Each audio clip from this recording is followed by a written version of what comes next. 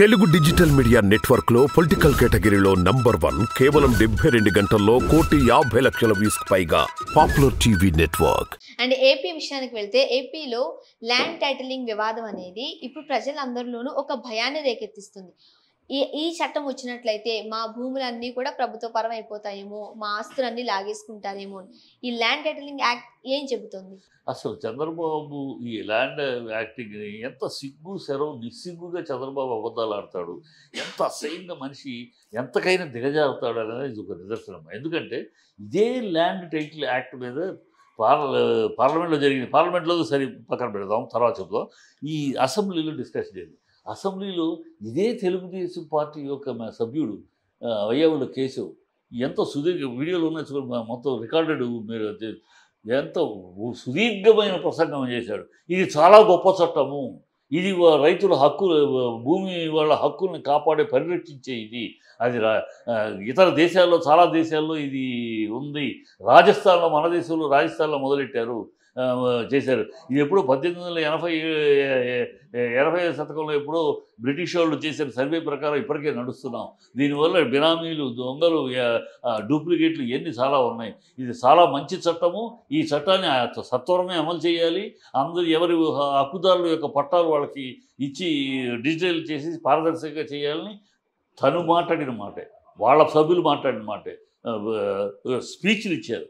ఇవాళ ఎట్లా అది రివర్స్ అయ్యి, అంటే దేనికి ఏదో ఇప్పుడు వాలంటీర్ విషయంలో ఎట్లా డొంక తిరుగుడు, ముందు వాలంటీర్స్ ఇది మోసేవాళ్ళు, గాలి సంచులు మోసేవాళ్ళు, అమ్మాయిలు తప్పించేవాళ్ళు, దరిద్ర బాగుళ్ళు, ఇప్పుడు వాలంటీర్లకు దండం పెడతాం, మీరు రిజైన్ చేయొద్దు, మీకు 10,000 ఇస్తాను, యూటర్న్ ఎలా చేస్తున్నాడు.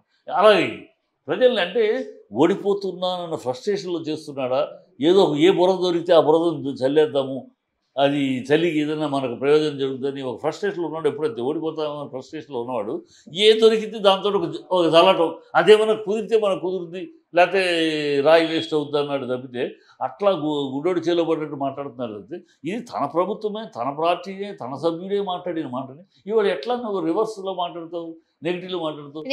మాట్లాడుతున్నారు అన్న దగ్గరకు వచ్చారు కాబట్టి ఈ మధ్య చంద్రబాబు నాయుడు గారు కాస్త అగ్రెసివ్గా మాట్లాడుతున్నారు.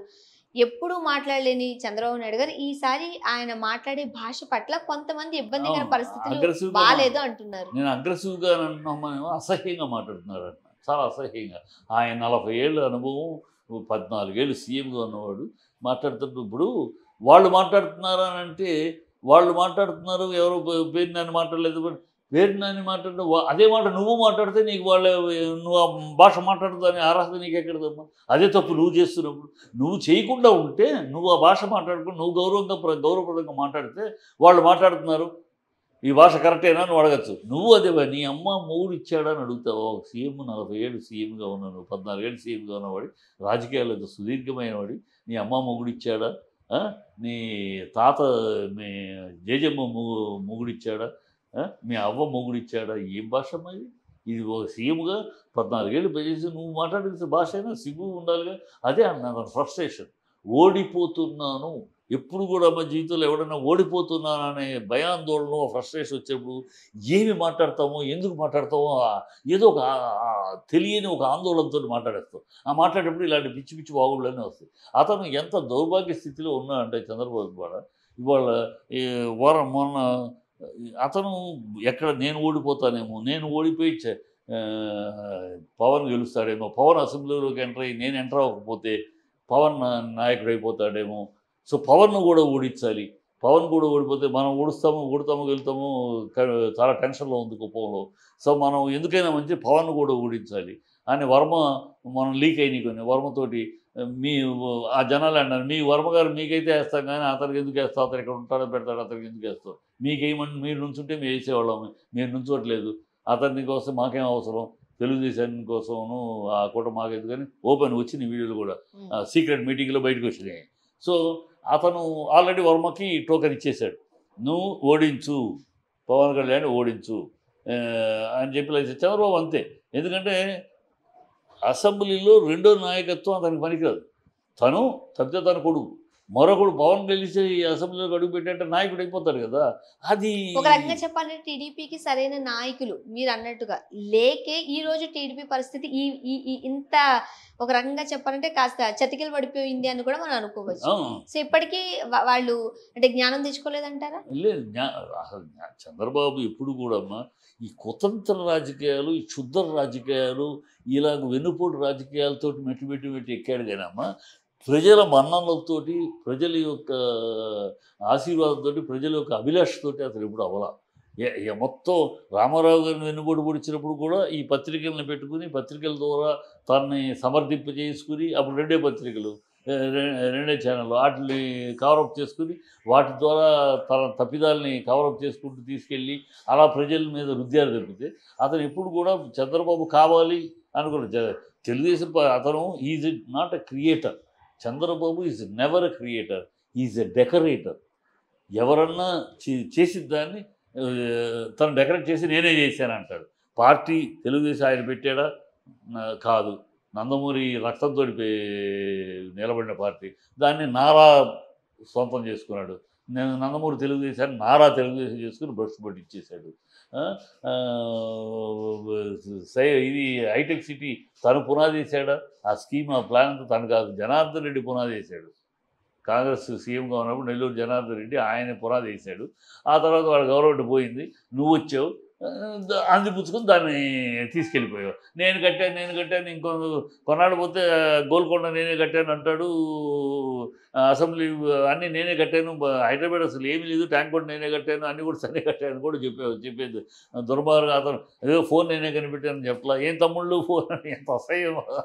అలాగే అతను అన్నీ తను కట్టాను. ఒక బోగస్ మనిషి, టోటల్గా ఒక బోగస్ మనిషి ఆయన. ఆ బోగస్ మైండ్ సెట్టు, అబద్ధాలు ఆరబోత, వెన్నుపోటు వీరత్వం, యూటర్న్ ఇది రాజకీయం, దాచుడు దోచుడు. తెలుగుదేశం టీడీపీ రామారావు గారు నందమూరి తెలుగుదేశంగా ఉన్నప్పుడు టీడీపీ అంటే త్యాగం, ధర్మం, ప్రగతిగా ఉండేది. ఆ పార్టీ కాస్త నందమూరి పార్టీ కాస్త నారా తెలుగుదేశం అయినాక తీసుకో టీడీపీ అంటే తీసుకో, దాచుకో, పంచుకో అన్నట్టు అయిపోయింది. టీడీపీనే మార్చేశారు. ఆ నారా తెలుగుదేశం మళ్ళీ ఈ ఎన్నికల తర్వాత చంద్రబాబుకి పరిపూర్ణంగా రెస్ట్ ఇస్తారు ప్రజలు. పైనున్న మహానుభావుడు నందమూరి తారక రామారావు ఆయన ఆత్మ శాంతిస్తుంది. ఎందుకని ఆయన చనిపోయే ముందు కూడా వీడియో ఒక క్యాసెట్ తయారు చేశారు. అది మా నాన్నగారే రాశారు, దశమి జామాత దశమగ్రహం. ఆయన ఆ రోజులు అందుకని ఆయన ఆయన మా నాన్నగారితో అన్నిసార్లు అది రాయటానికి ఆయనతో పాటు వెళ్ళినప్పుడు రామారావు గారి ఇంటికి ఆఖరి రోజుల్లో ఆయన ఇంటికి వెళ్ళినప్పుడు చెవులారా విన్నాను ఆయన బాధని, కళ్ళారా చూశాను ఆయన వేదన్ని.